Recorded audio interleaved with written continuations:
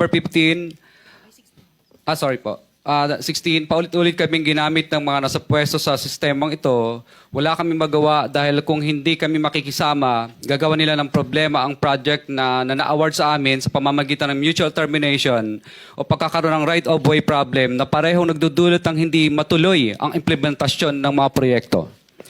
Matapos naming manalo sa mga bidding, may mga opisyal mula sa DPWS ang lumalapit sa amin para humingi at kumuha ng bahagi niya sa halaga ng proyekto. Ang hinihingi nilang porsyento ay hindi bababa sa 10% at umaabot pa sa 25% na naging kondisyon upang hindi maipit ang implementasyon ng kontrata.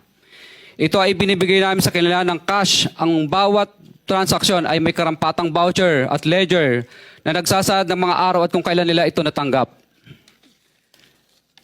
Ilan sa kanila ay sina Terence Calatrava, former Undersecretary of Office of the Presidential Assistant of the Visayas of the Philippines, Kong Roman Romulo of Pasig City, Kong Jojo Ang of Uswag Ilonggo Party List, Congressman Patrick Michael Vargas of Quezon City, Kong Juan Carlos Arjo Aitaide of Quezon City, Nicanor Nicky Briones of Agap Party List, Congressman Marcelino Marcy Teodoro of Marikina, Congressman Florida Robes of San Jose del Monte, Bulacan, Congressman Leandro Jesus Madroño of Romblon, Congressman Benjamin Benji Agarao Jr., Congressman Florencio Gabriel Bemnoel of Anwaray Party List, Kong Leo de Ode Tariela of Occidental Mindoro, Congressman Reynan Arrogancia of Quezon Province,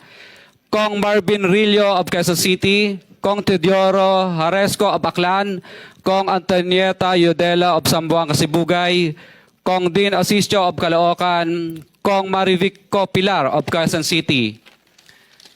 21. Mayroon ding mga kinatawa ng ilang politiko na nakikipagtakbo sa amin upang manghingi ng porsyento kapalit ng mga porsyento ng mga proyekto. Ang mga porsyentong ito ay 25% ay ipinipilit sa amin bilang karaniwang kalakaran na wala akong kakainang tanggihan. Ilan sa kanila ay sina Regional Director Eduardo Virgilio of DPWS Region 5, Director Ramon Ariola III of Unified Management UPMO, District Engineer Henry Alcantara, DPWS Bulacan First, Undersecretary Robert Bernardo, District Engineer Aristotle Ramos of DPWS Metro First, Pasig City, District Engineer Manny Bulusan of DPWS North, Manila Deo, District Engineer Edgardo C. Pingol of DPWS Bulacan Subdeo, District Engineer Michael Rosaria of DPWS Quezon Second Deo. Karamihan sa mga kawani ng DPWS na nabanggit sa itaas ay paulit-ulit na binabanggit ang delivery ng pera ay para sa kaisaldi na dapat at least 25%. Si Kong Marvin Rillo naman ay ilang beses na binabanggit ang pangalan ni Speaker Martin Romualdez bilang kanyang malapit na kaibigan. 25. Sa tuwing umiinom kami sa Wine Story, sa BGC at sa Shangri-La Mall, sinasabi pa ni Kong Rillo na lahat ng kanyang request para sa pondo ay galing pa mismo sa unprogrammed funds at insertion na inaaprubahan ni Speaker.